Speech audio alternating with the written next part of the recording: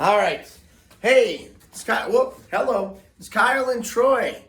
Kyle, Troy. We're here to talk to you a little bit today about, what are you going to talk about? Basically, adaptive sports, adaptive fitness, how to get into a fitness regime, start working out as an adaptive person, whether it be upper extremity amputation, lower extremity amputation, even a chronic disease like muscular dystrophy, cystic fibrosis. I can only speak as a hip disarticulation amputee, but you'd probably be able to expand that to any disability. Beautiful. So if you are an athlete and you need to know how to improve your athletic prowess, then you are in the right place. That's what we're going to be talking to you about every single time that we put a video out on this channel.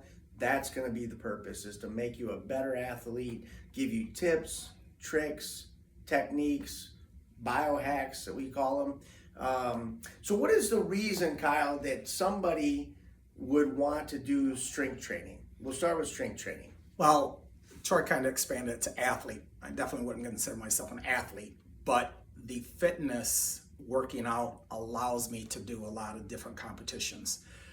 But fitness in general, whether you're an able-bodied or a disabled individual, fitness, strength training is important for overall general health. You'll improve your physical health, guarantee you'll improve your mental health, even possibly your social health, because you're going to meet people, you're going to feel more comfortable talking to folks. But after I lost my leg, the first thing that was brought up is that my bucket goes around my pelvis. So they were talking about you need a core strength. And since I'd been a personal trainer with Troy years ago, I got back in touch with him knowing that I had to strengthen my core to be able to walk with a prosthesis. And also, because using crutches, you're using upper body to walk with, then I needed to strengthen my upper body so that I was able to use crutches and or the prosthesis. But also your balance. You work so much harder with a prosthesis. Even if you're an above knee or below knee amputee, you are working harder to walk than you would as an able-bodied. So the strength training, whether it be lower body or upper body, is not only going to help your overall fitness, it is going to help you as an adaptive individual. And then the strength training also will help you become the athlete if you want to get involved in the sports. I've been fortunate enough to get involved with Mary Freebed here in Michigan, sled hockey, wheelchair softball, wheelchair lacrosse, incredible teammates, incredible athletes. Also hand cycle bike, as well as a racing wheelchair. The fitness training, the strength training, especially with a knowledgeable trainer like Troy, we can adapt the workouts to my sports. And I giggled a little bit there because I was going to ask you, and you led into it, but I was going to ask you about the sports that you play and you're getting involved in, some you've been involved in, and then you just listed them off. Yeah. So a guy who knows what he's talking about is a guy who's actually doing the performing, right? So that's Kyle. That's why we have Kyle here, because he knows this stuff. And strength training, absolutely. Everything you just said, that's what I preach every day. We just need to build your strength. One of the biggest things for me in the world of fitness is injury prevention. So your sports performance is going to go up, and you're going to improve that. But if we can reduce your chance of injury by keeping everything in the surrounding area of that joint strong, then that's what I love about athletic strength training. And that's definitely true. You go back to isolating the muscles that you're going to use. Muscle memory. It doesn't even have to be an exercise that is sport specific, such as in sled hockey, it's all upper body, and you're wheeling, or you're pushing yourself around using your sticks. So you definitely need shoulders, lats, pecs.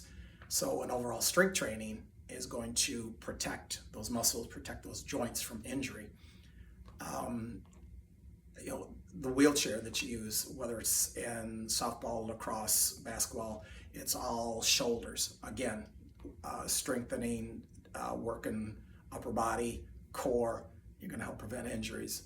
Now, at my age, I'm competing with and against people half my age or even younger. They may have had their disability since birth. I cannot tell you how incredible these guys are. These ladies and gentlemen, they are some of the most incredible athletes you'll ever run into. And their support, they are true teammates, even the teams you compete against. It's all support. When I first started in sled hockey, I'm tipping over all the time, but started working core strength. But all my teammates, the coaches, everybody supported. You got this. You got this. You're getting better, and it's that camaraderie. And I guess it does go back to that we're all literally in the same boat, whether you're an amputee or a chronic illness. That we're there to compete with each other, to get better, and to have fun. And the strength training and the fitness training that you can learn from a trainer that has worked with disabled athletes in the past makes it that much better. He doesn't change the workouts because of my disability. I adapt to his workouts. And for the circuit training. Now we change them sometimes. No, if we get one-on-one, he can be very specific. Here's the thing, though. That's true. In a group setting, you're able to adapt to fit into that. But the biggest thing about this channel is we're going to bring these adaptations to you. We're going to show you that it is possible. If you thought you couldn't train, or you couldn't train as you thought you could, we're going to show you that you can. We're also going to bring you a whole bunch of other things in addition to this. So if you found anything today helpful, subscribe, because we're going to be putting these videos out on a regular basis. If you found it helpful, give us a like, because that's very valuable to us.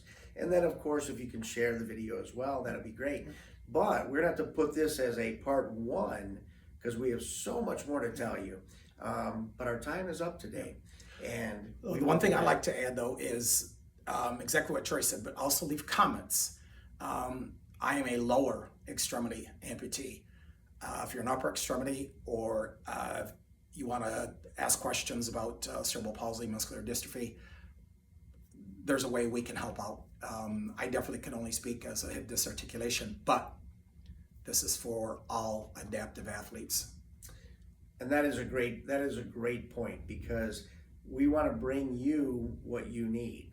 And if you give us some comments, tell us what you think, what you're looking for, where you're struggling, whatever that might be, we will cover that in a future video. So appreciate you. Thank you very much. See you and next have a great time. day.